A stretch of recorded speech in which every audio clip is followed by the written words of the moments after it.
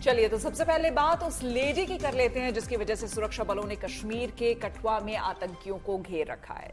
दरअसल सान्याल गांव में रहने वाली ये महिला पति के साथ लकड़ियां लेने जंगल गई थी, जहां महिला के पति को 5 आतंकियों ने पकड़ लिया, लेकिन महिला चकमा देकर वहां से भाग निकली और आतंकियों की खबर सुरक्षा बलों तक पहुंचा दी। और देखिए, इस महिला की सूझबूझ से एक बड़ी आतंकी घटना टल गई। लोग महिला की तारीफ कर रहे हैं। इस पूरे वाकया पर खुद महिला ने हमें क्या कुछ बताया, चलिए आपको सुनवाते हैं।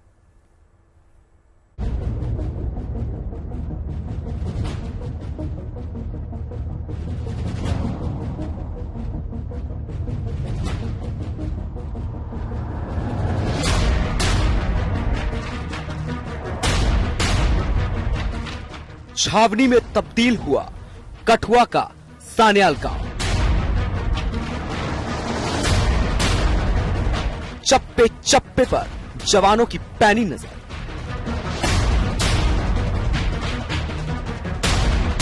हर आतंकी साजिश पर करारा प्रहार करने की तैयारी। जम्मू कश्मीर के कठुआ में कल शाम से ही हलचल बढ़ी हुई है।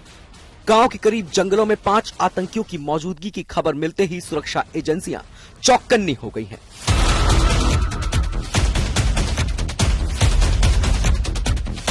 दरअसल रविवार शाम सान्याल गांव में रहने वाली एक महिला अपने पति के साथ जंगल से लकड़ियां लेने गई थी। इसी दौरान महिला के पति को 5 आतंकियों ने पकड़ लिया। महिला वहां से भाग निकली। आतंकी महिला को पकड़ने की कोशिश में दौड़े तो उसके पति को भी भागने का मौका मिल गया। दोनों भागकर अपने घर पहुंचे और फौरन सुरक्षा एजेंसियों को इस वाकये की जानकारी दी। मैं उधर से दौड़ के आई, उग्रवादी मेरे पीछे आया, भागकर पीछे आया। 5 मिनट उसने मेरे साथ दौड़ की, आगे मैं पीछे हूँ। उसने बोला मैं आपको नहीं जाने दूंगा, गोली से मार दूंगा। मैंने अपने मन ही मन बोला कि गोली अगर बजेगी तो खेत में मरूंगी, जंगल बीच नहीं मरूंगी। किसी को क्या पता कि हम जंगल में मर गए हैं, कोई ढूंढेगा तो खेत में मिल जाऊंगी। वो मैंने ना थोड़ी आगे दौड़ते आई, वो पीछे मुड़ गया। मेरे को नहीं पता उसको फोन आया या कैसे वापस चला गया वो।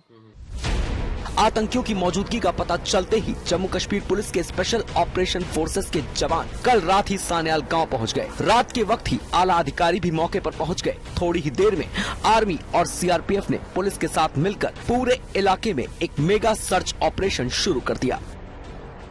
इस समय हम मौजूद हैं जम्मू कश्मीर के कठुआ जिले के सान्याल गांव में। यही वो इलाका है जहां पर कल शाम को एक भीषण मुठभेड़ होती है सुरक्षा बलों और आतंकवादियों के बीच में।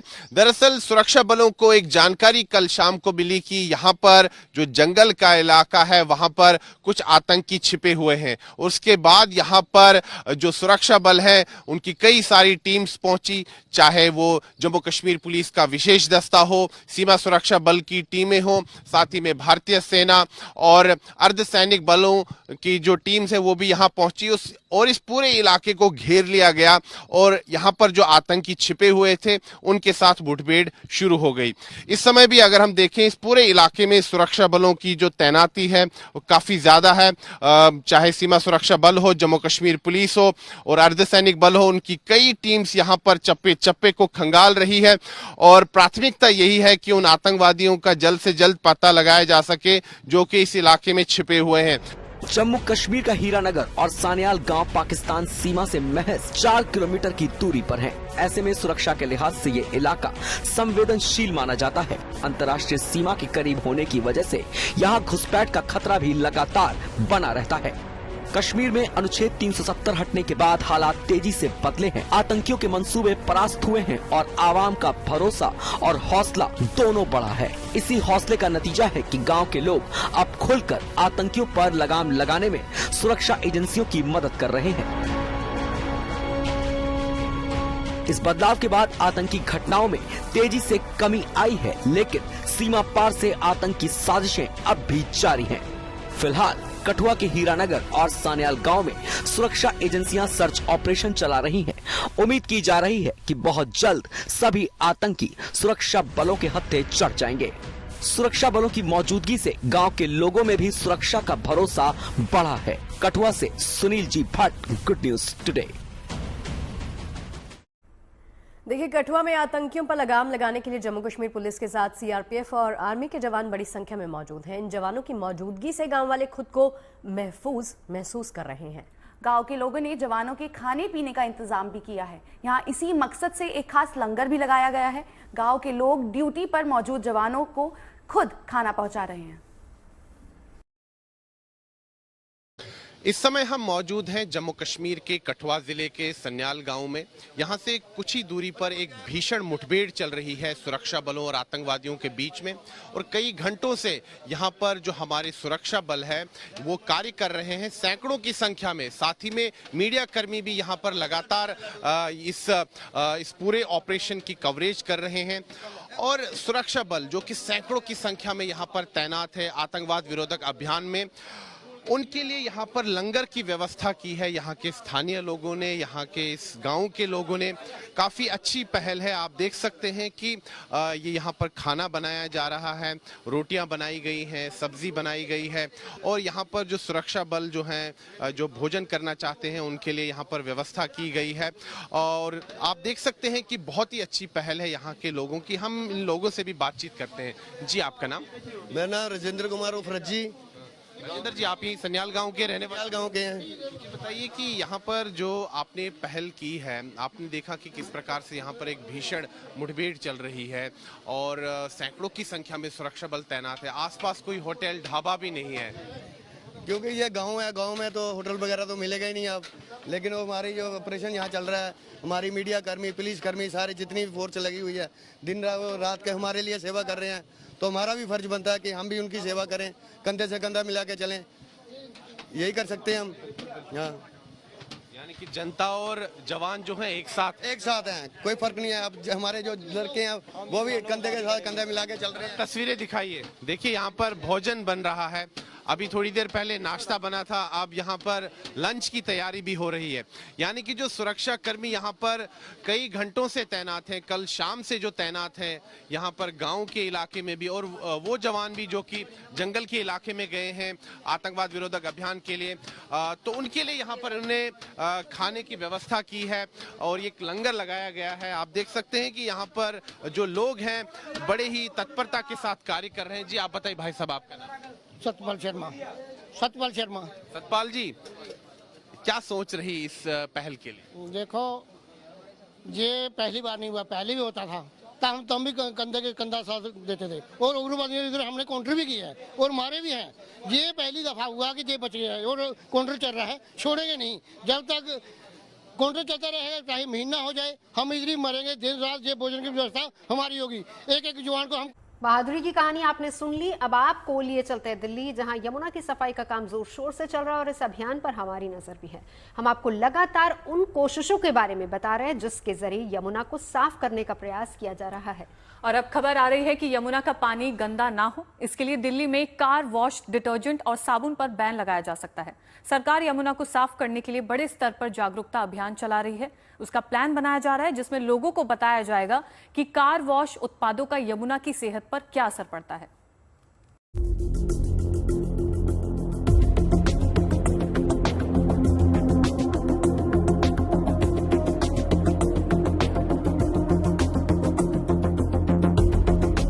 दिल्ली में यमुना नजर आने लगे और लोग इसके किनारे पर आकर नदी से जुड़ने लगे। इसके लिए दिल्ली सरकार ने पहले दिन से कोशिश शुरू कर दी। यमुना पर कई तरह के काम किए जा रहे हैं और अब यमुना की सफाई को लेकर दिल्ली सरकार एक बड़ा एक्शन लेने की तैयारी में है।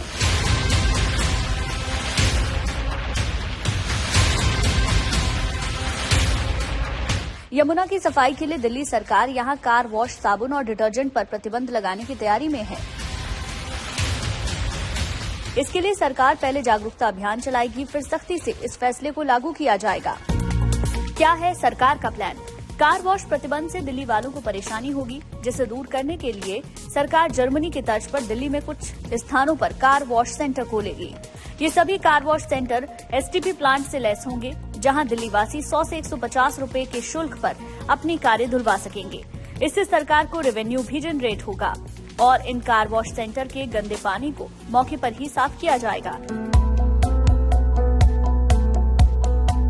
दरअसल दिल्ली सरकार का इस प्रतिबंध के पीछे मानना है कि कार वॉश के दौरान इस्तेमाल होने वाले डिटर्जेंट और साबुन में मौजूद फॉस्फेट्स, सर्फेक्टेंट्स और अन्य हानिकारक रसायन नालों के जरिए यमुना नदी में पहुंच जाते हैं। ये रसायन नदी में यूट्रोफिकेशन को बढ़ा देते हैं। यमुना नदी को काफी नुकसान होता है और अक्सर यमुना में सफेद रंग के झाग नजर आते हैं और पानी की गुणवत्ता खराब भी होती है। एक्सपर्ट की माने तो गाड़ियों की वॉशिंग पक्की सतह पर होती है। धुलाई में इस्तेमाल होने वाला साबुन और कार की धुलाई के दौरान निकलने वाला ग्रीस, तेल और गंदगी, ये सब पानी के साथ मिलकर नाले नालियों में सीधे चले जाते हैं और अक्सर शहरों में देखा गया है कि नाले नालियां नदियों में जाकर मिलते हैं, जिससे नदियों को बड़ा नुकसान होता है। यमुना नदी भी यही झेल रही है। इसीलिए दिल्ली सरकार यमुना को साफ करने के लिए बड़े स्तर पर जागरूकता अभियान भी चलाने का प्लान बना रही है, जिसमें लोगों को बताया जाएगा कि कार वॉश उत्पादों का यमुना की सेहत पर क्या असर पड़ता है। इसके बाद प्रतिबंध को सख्ती से लागू किया जाएगा। इसके अलावा सीसीटीवी कैमरे लगाए जाएंगे और विशेष टीमें तैनात की जाएंगी ताकि अवैध कार वॉशिंग पर नजर रखी जा सके। नियम तोड़ने वालों पर सख्त कार्रवाई की जाएगी। सरकार डॉक्यूमेंट्री फिल्में भी बनाएगी जो यमुना की ऐतिहासिक विरासत और उसके स्वच्छ अतीत को दिखाकर लोगों को जागरूक करेगी।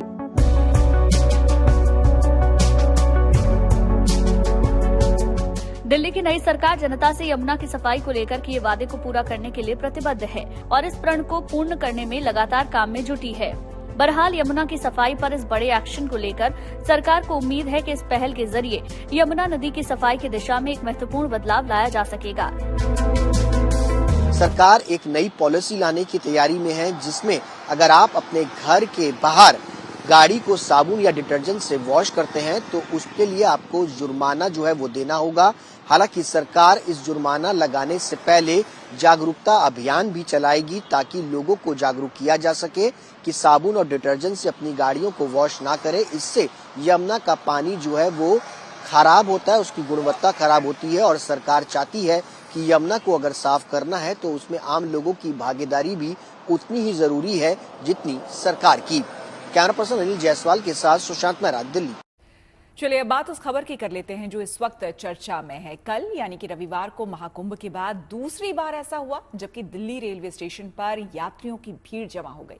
हालांकि ट्रेनों की देर से चलने की वजह से ऐसा हुआ और कोई अप्रिय घटना नहीं घटी, लेकिन थोड़ी देर के लिए ही अफरा तफरी मच गई। लेकिन ऐसी भीड़ दोबारा ना हो, इसके लिए रेलवे एक नया फॉर्मूला तैयार कर रहा है। अब रेलवे ट्रेन में जनरल बोगी क्षमता के हिसाब से टिकट जारी करने की तैयारी में है। यानी ट्रेन में जितनी सीटें होंगी उससे कुछ फीसदी ज्यादा टिकटें बेची जाएंगी।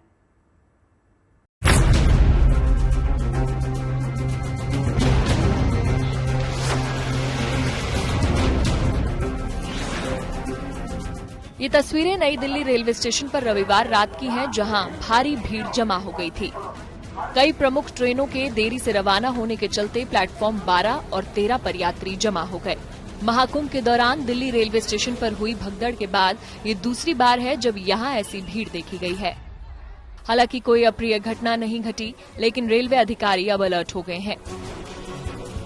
ये बात सामने आ रही है कि रेलवे स्टेशन और ट्रेनों में भीड़ को नियंत्रित करने के लिए नया फॉर्मूला तैयार हो सकता है।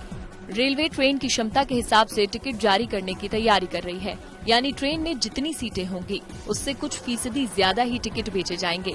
माना जा रहा है कि ये व्यवस्था रिजर्व और जनरल दोनों के टिकटों पर लागू होगी। जनरल टिकटों के लिए ये सीमा तय सीटों से 1.5 गुना तक ही ज्यादा रहेगी, यानी किसी बोगी में सीमित यात्री ही सफर कर पाएंगे। टिकटों की बिक्री ट्रेन के हिसाब से होगी, यानी जिस ट्रेन से यात्रा करना है उसका नंबर जनरल टिकट पर दर्ज रहेगा। टिकटों की बिक्री को नियंत्रित करने का अधिकार स्टेशन प्रबंधक देने की तैयारी है। यात्री सफर से 24 घंटे पहले टिकट खरीदकर अपने गंतव्य की किसी भी ट्रेन में यात्रा कर सकते हैं। नई व्यवस्था में जनरल टिकटों की संख्या सीमित की जाएगी। ये व्यवस्था अगले 4 से 6 महीने में पूरी तरह लागू करने की संभावना है।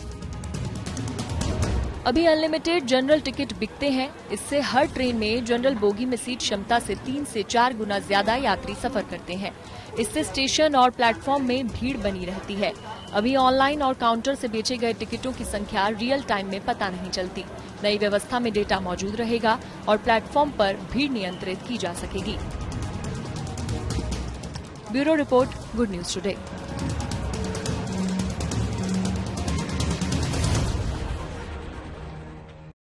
चाय पीने वालों को भी कंचे वाली बोतल मिले। बचपन में पिए 1-2 बार बस। अब नहीं पीते? अरे यार मिलती है। अरे क्या बात कर रहे हो? कैसी बातें करती। मुझे पता क्या याद आता है श्वेता नवजोत, हम लोग इसको टक करके ऐसे खोला करते थे और ये तरीका होता था खोलने का। हाँ, सोडा शॉप में मिलती है, चाहे तो पी सकते हैं। मैंने तो बहुत पिया। इनफैक्ट अभी खुशी मैं आपको बताऊं, अब तो मॉल्स में अलग से स्टॉल लगाए जाते हैं, कई जगह पे स्टॉल्स में आपको मिलेंगी। पहले तो रोड साइड मिलता था, अब तो मॉल्स में आपको बकायदा स्टॉल होती है, वहां मिलती है। काला नमक डाल के, नींबू डाल के, ऊपर से मिंट डाल के, यार मजा आ जाता है। ये सारी मार्केट्स आप कहीं भी चले जाइए, लाजपत, सरोजनी, हर जगह पे मिलते हैं। इनफैक्ट कनॉट प्लेस में भी ग्लास में डालकर देते हैं।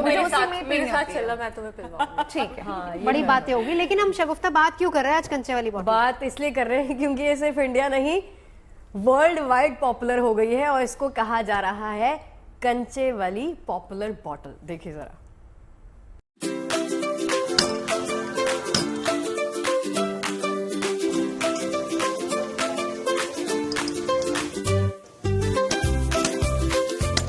कभी ना कभी आपका तारुफ इस गोली सोडा से जरूर हुआ होगा।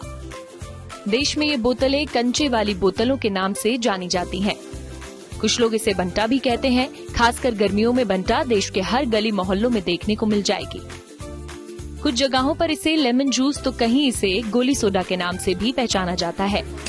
मगर अब बोतलें एक इंटरनेशनल ब्रांड बन गई हैं। एक तरफ से कहें तो गोली सोडा अब ग्लोबल हो चुका है। ये ट्रेडिशनल ड्रिंक अमेरिका, ब्रिटेन समेत खाड़ी देशों की सुपरमार्केट्स में लोगों के दिल पर राज कर रही है। कांच की मामूली सी बोतल, एकदम आम बोतल है, लेकिन इसमें बंद है ढेर सारी ताजगी। और जब इसकी कैप खोलो तो आवाज कैसी आती है? एकदम से फिज। और देखिए, जब फिज की आवाज आती है, अंदर से ढेर सारा झाग निकलता है, तो अलग ही आनंद इसको देखने में आ जाता है। और ये हमें हमारे हर एक बच्चे को, बड़े को, बुजुर्ग को हमारे बचपन की याद दिलाता है। लेकिन जो ये स्वाद है, बंटे वाली बोतल बोलो, कांच वाली बोतल या फिर गोली सोडा वाली बोतल, लेकिन अब ये सिर्फ भारत तक सीमित नहीं है। अब ये अंतर्राष्ट्रीय लेवल पर भी धूम मचा रहा है। बाहरी की जो खाड़ी देशों की अगर हम बात करें, चाहे फिर वो ब्रिटेन हो, लंदन हो, अमेरिका हो, वहाँ की हाइपर मार्केट शेल्फ में भी अब ये नजर आ रहा है। भारत की बात करें तो हर एक लोगों ने इसका आनंद लिया है, उनकी जुबान पे इसका स्वाद है, लेकिन अब उतना ही आनंद बाहर के लोग भी लेंगे। दरअसल वाणिज्य मंत्रालय के एपेडा के मुताबिक दुनिया भर की इंटरनेशनल मार्केट में गोली सोडा की भारी डिमांड है। कुछ साल पहले भारत का ये पारंपरिक पेय नए गोली पॉप सोडा ब्रांड के तहत यूएस, यूके, यूरोप और खाड़ी देशों में ट्रायल के लिए निर्यात किया गया था, जिसके बाद तो इसकी लोकप्रियता ने सारे रिकॉर्ड ध्वस्त कर डाले। आज खाड़ी देशों में लुलु हाइपर मार्केट में इस कांच की बोतलों ने अपनी जगह बना ली है। सोचा था जब इसकी शुरुआत करी थी कि ये ग्लोबली भी जो है वो धूम मचाएगा कभी? मैम, ये पहले जो है ना आती ही कंचे वाली बोतल थी। ये जो दूसरी पेप्सी वगैरह की बोतलें आई हैं तो बाद में आई हैं। पहले जो ईस्ट इंडिया कंपनी इसको लेकर आई थी 1901 के अंदर, तो उसके बाद हमने चालू किया था। अब आगे धीरे धीरे सब। अच्छा, अगर जितना मुझे याद है 2 रुपए 2.5 रुपए की बोतल आती थी, अब इसका रेट क्या हो गया वैसे? अब ये 15 रुपीज की है, 15 रुपए की है जी। बिल्कुल, लेकिन स्वाद वही है, फिज भी वही है, वो अंदर का जो कंचा है जिसको हम आग की गोली या कुछ भी बोलते थे, जिससे खेलते थे, वो भी हाँ जी वही है, बंटा, एकदम बंटा। अच्छा, लेकिन जो आपको कैसा मतलब महसूस हो रहा है इस चीज को लेकर कि हम तो पीते आए बचपन से, हमें इसका स्वाद पता है, बाहर के लोगों को भी वो स्वाद लगेगा? हमें तो बहुत ज्यादा खुशी है इस चीज की जो है। हाँ बिल्कुल लगेगा जी। दरअसल कंचे वाले ये सोडा बोतल सिर्फ एक सॉफ्ट ड्रिंक ही नहीं है, बल्कि यह एक बोतल में भारत की खाद्य विरासत की कहानी छिपी है। इस ड्रिंक का एक मुख्य आकर्षण इसकी पैकेजिंग है, जिसमें सिग्नेचर पॉप ओपनर इसकी खास बात है। इस बोतल की कहानी बड़ी दिलचस्प है। कहा जाता है कि 1860 के दशक में ब्रिटिशर्स इसे इंग्लैंड से भारत लाए थे। उस वक्त ये बोतलें केवल मुंबई में मिला करती थी, लेकिन बाद में ये आम लोगों तक पहुंच गईं। काफ़ी सारा इंडियन डायस्पोरा बाहर है, जो इंडियन चीज़ें, इंडियन फ्लेवर्स आजकल बहुत फैशन में है। सब लोगों को पैलेट अच्छा लग रहा है, बहुत फ्लेवरफुल है। बाहर का फूड तो ब्लेंड है, Indian food is spicy, Indian food is so good, is amazing. तो ये मजा आने वाला है। पेप्सी पीते हैं, कोक पीते हैं, हर एक चीज़ हम लोगों ने ट्राई कर रखी है। लेकिन गोली सोडा की बात करूँ तो क्या है, क्या बोलोगे एक शब्द में? बहुत अच्छा है, बहुत अच्छा है, वेरी नाइस। Very nice. आपने पिया अभी मैम? अभी नहीं, अभी ट्राई करेंगे। तो ये तो ट्राई करने वाले, लेकिन हर कोई जो पी रहा है, बच्चे हो बड़े हो, हर कोई गोली सोडा का स्वाद लेता है। कंचे वाली बॉटल सब जानते हैं क्या है, पी भी रहे हो, मजा भी आ रहा है, लेकिन ये अब सिर्फ भारत में नहीं बाहर भी धूम मचा रहा है। कैसा लग रहा है इस चीज के ऊपर? बहुत अच्छा, पी के अच्छा लग रहा है, रिफ्रेश हो गया एकदम। बिल्कुल, अगर मैं ये ठंडा पी के बहुत अच्छा लग रहा है। ठंडा पी के अच्छा लग रहा है, लेकिन अगर ये बाहर, हम तो पसंद करते हैं, जितने भी भारत में लोग रहते हैं वो इस ड्रिंक को पसंद करते हैं, लेकिन अब ये बाहर के जो देश है, चाहे वो लंदन हो, अमेरिका हो, वहाँ के लोगों को भी पसंद आ रहा है। हाँ, बहुत बढ़िया। मैं चौथी बार आ रहा हूँ यहाँ पे आज। बचपन से पीते हो? ना, बचपन से नहीं, मैं बाहर रहता हूँ, लेकिन जब भी आता हूँ पीता हूँ।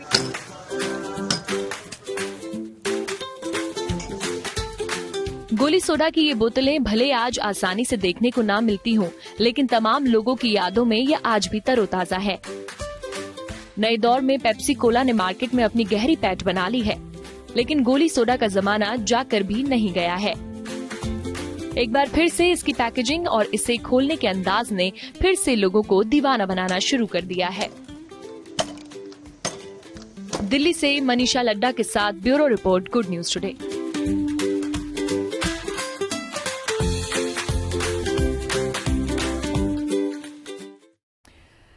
देखिए, खबर तो ये है कि मुंबई में वड़ा पाव का क्रेज है, ये सभी जानते हैं। अब सोशल मीडिया पर भी हो गया है, लेकिन उससे पहले यहाँ लड़कियों से जरा पूछ ले कि किनको वड़ा पाव ज्यादा पसंद है। दीपिका? हाँ, मुझे बहुत पसंद है। ये बहुत झूठ बोल रही है। अभी क्या बोला इसने? अभी मैंने बोला मुझे पसंद है, थोड़ा सा ड्राई होता है, बट अदरवाइज मुझे पसंद है। नहीं, आपको पता नहीं, डेली हम शाम को शो के बाद नीचे जाते हैं, वड़ा पाव ही खाते हैं। एग्जैक्टली, पता ही नहीं है। क्या मिलता है, ऑर्डर कर लेते हैं ना जब। वाह, क्या बात है। आप तो टिक्की खाती होंगी? हाँ, पाव छोड़ के टिक्की खाती होंगी? मेन तो पाव ही है ना। ओ वाह, उसको अच्छे से सेक के खाया जाए। देखिए, मतलब नहीं बात कर सकते बहुत ज्यादा। अभी किसी ने कहा था, इसी ने कहा था कि मुझे पाव बिल्कुल पसंद नहीं है और वो टिक्की खाना चाहती है। मतलब शगुफ्ता, खैर मुंबई आप रह चुकी हैं और आपको पता है कि वहां का वड़ा पाव क्या होता है। मुंह में डालो मेल्ट हो जाए, ऐसा मैं वड़ा होता है। बोल ही नहीं पा रही हूँ, मैं टेस्ट लेने लग गई हूँ। मेरे टेस्ट बर्ड वापस चले गए बॉम्बे में। चलिए अब खबर पे आने के हमें बार बार हमें कमांड दिया जा रहा है कि भाई खबर पे आओ, क्योंकि यहाँ तो बातें खत्म नहीं होने वाली है। तो इसका क्रेज कितना है आपको पता है? अंदाजा सोशल मीडिया से लगता है, जो कि वायरल आजकल हो रहा है। पाकिस्तानी युवक के वीडियो से वायरल ये कितना है वो देखिए। वकास हसन नाम का ये युवक सिंगापुर से सऊदी अरब की यात्रा पर था और इसी दौरान ट्रांजिट में ये मुंबई रुकता है और वहां वड़ा पाव खाता है। जब उसने अपना ये वीडियो सोशल मीडिया पर पोस्ट किया तो कमेंट्स की बाढ़ आ गई। वहीं कुछ दिनों पहले सचिन तेंदुलकर के साथ बिल गेट्स भी मुंबई का वड़ा पाव खाते हुए नजर आए। इनका वीडियो भी सोशल मीडिया पर लगातार वायरल हुआ। बिल गेट्स ने तो ये वीडियो साझा करते हुए कैप्शन भी दिया। उन्होंने कहा कि काम पर जाने से पहले ब्रेकफास्ट करते हुए। बॉर्न एंड बॉट यहाँ पे हूँ। अच्छा, वड़ा पाव की कितनी अहमियत है आपके लिए मुंबई में? तो मुंबई में एक्चुअली रहना है तो जिंदा रहना है और सबसे मतलब काम धंधों में है तो सबसे बेस्ट यही है कि लोग आते हैं वड़ा पाव खा लेते हैं और बस चाय और पी लेते हो जाता है। मतलब इतनी फास्ट भागा दौड़ी वाली ज़िंदगी है तो वड़ा पाव एक सपोर्टिंग है। अच्छा है, सुबह से हम लोग देने पाता हो इतना अपना मतलब धंधा है। कितना धंधा है? हाँ। पेट भरने के लिए सबसे बढ़िया और मुंबई में सबसे सस्ता और सुंदर वड़ा पाव। पता एक हमारे भाषा में बोलते हैं, जब नहीं कोई बस चले तो वड़ा पाव रख करके ही आदमी गुजारा कर लेते हैं और बहुत इंपॉर्टेंट दिया जाता है गरीबी जिंदगी में वड़ा पाव का। और चलिए बात कर लेते हैं अल्लू अर्जुन की, जिन्होंने 22 साल पहले अपने फिल्मी करियर की शुरुआत की थी। इन 22 सालों में अल्लू अर्जुन ने खुद को सुपरस्टार के तौर पर साबित किया, लेकिन अल्लू अर्जुन को इंडस्ट्री का सबसे बड़ा स्टार बनाया था फिल्म पुष्पा ने। देखिए, पुष्पा 2 की बम्पर कामयाबी ने अल्लू अर्जुन को इंडस्ट्री में एक ब्रांड के तौर पर एस्टैब्लिश किया है। दरअसल अल्लू अर्जुन ने सेंट पिक्चर्स के साथ ओपनिंग प्रोजेक्ट A6 के लिए एक बड़ी डील साइन की है। मीडिया रिपोर्ट्स की माने तो इस प्रोजेक्ट के लिए अल्लू अर्जुन ने 175 करोड़ की डील साइन की है, साथ ही मुनाफे में 15% अलग से। फिल्म इंडस्ट्री की लिए ये सबसे बड़ी डील है अब तक की। इस फिल्म का निर्देशन साउथ के जाने माने डायरेक्टर LT करेंगे।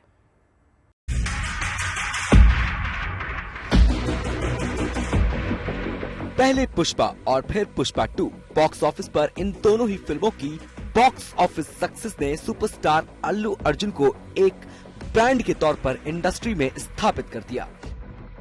एक ऐसा ब्रांड जो मास हीरो है, जिसकी अपनी मास अपील है। अल्लू अर्जुन मतलब एक ऐसा ब्रांड जिसकी फिल्में साइन करने की अपनी शर्तें हैं और अपनी मुंहमांगी कीमत, जिसने इस मेगा स्टार को देश का सबसे महंगा एक्टर बना दिया।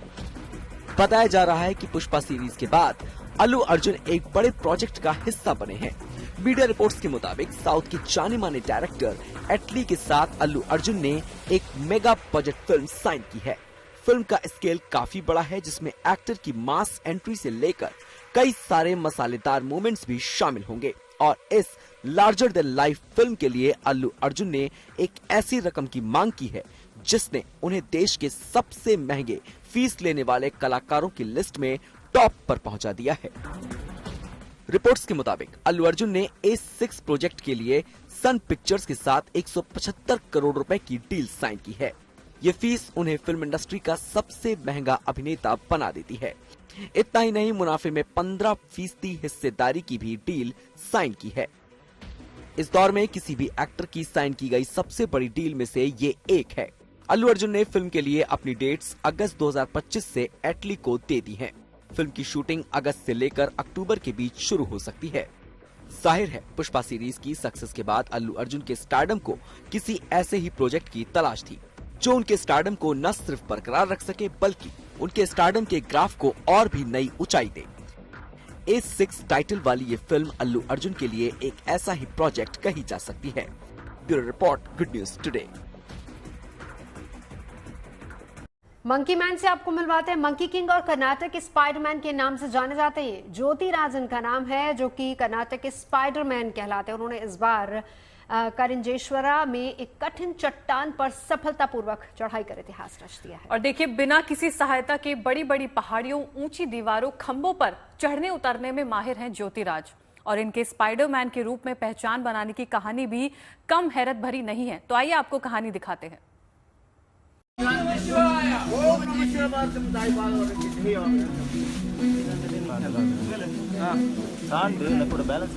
चट्टान पर ये शख्स ऐसे चढ़ता है जैसे हम और आप जमीन पर चलते हैं।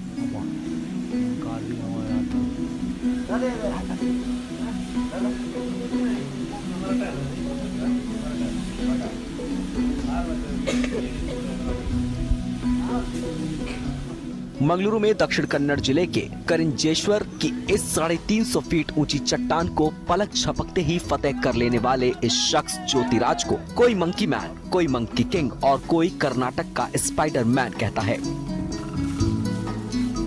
ज्योतिराज और कोठी राजू ने शुरू में तो इस करिंजा बेट्टा के इस पहाड़ी पर चढ़ने के लिए रस्सी का सहारा लिया और फिर नंगे हाथों से चढ़कर उन्होंने अपना कौशल दिखाया और पहाड़ फतेह कर लिया।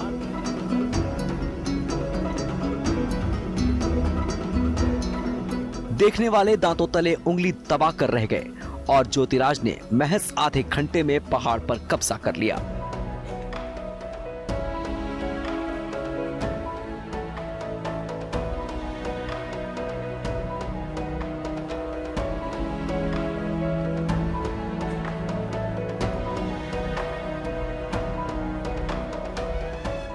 देखने आए लोगों ने अपने स्पाइडरमैन का उत्साहवर्धन किया। उनके शिखर पर पहुंचने का जश्न मनाया गया।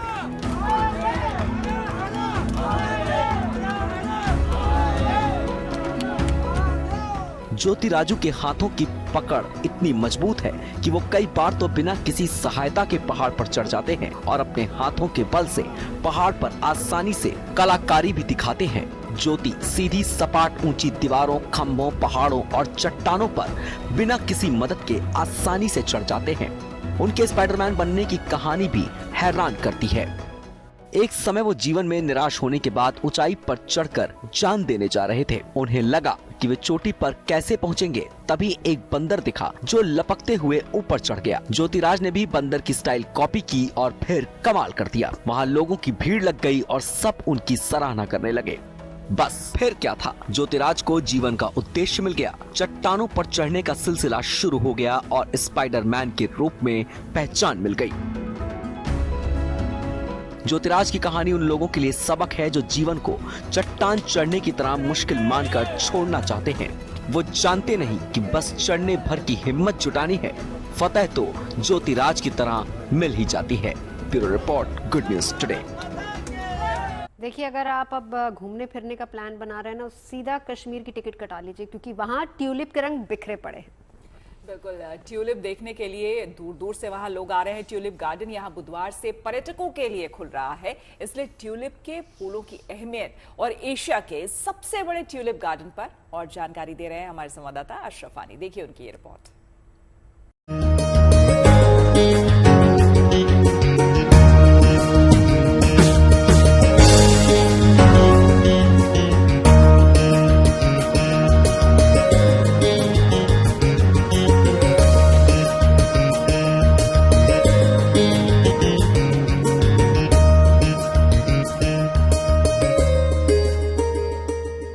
ट्यूलिप के फूल दुनिया में सबसे हिस्सास यानी सेंसिटिव फूल माने जाते हैं। जहां ये किसी खास वातावरण में उगते हैं, वहीं पर इनकी समय सीमा जो खिलने की होती है वो मात्र 1 से 2 हफ्ते तक रहती है। लेकिन जब ये खिलते हैं तो एक अलग ही खूबसूरत नज़ारा पेश करते हैं। देश में कश्मीर मात्र एक ऐसी जगह है जहां पर कुदरती तौर ट्यूलिप उगाए जाते हैं और पहले अप्रैल के शुरू में ये फूल खिलते थे, लेकिन अब ग्लोबल वार्मिंग के चलते जो है मार्च के दरमियान में ही यानी मार्च के अंत में ये फूल खिली जाते हैं। यही कारण है कि अब बुधवार से श्रीनगर का प्रसिद्ध ट्यूलिप गार्डन पर्यटकों के साथ साथ आम लोगों के लिए खोल दिया जाएगा। हर साल हजारों की तादाद में देश विदेश से लोग और पर्यटक कश्मीर में एशिया के इस सबसे बड़े ट्यूलिप गार्डन में ट्यूलिप के फूल, रंग बिरंगी फूल देखने के लिए पहुंचते हैं और जो अब पर्यटन के लिए आकर्षण का एक केंद्र बन गया है। अशरफ आनी, ट्यूलिप गार्डन, श्रीनगर। देखिए, खुश रहिए, पॉजिटिव रहिए और जीएनटी जरूर देखते रहिए। और देखिए, कल फिर से आपके साथ चाय और गर्मा गर्म खाने के लिए भी जरूर लेकर आएंगे। एक गुजारिश और है आपसे कि आप स्वस्थ रहें, मस्त रहें और अपने काम में व्यस्त रहें। क्या बात है, बहुत सही बात कही। कहा यह भी जाता है अंग्रेजी में कि some mistakes take us to the right place. तो कभी कभी गलतियां करते रहिए, चिंता की कोई बात नहीं है।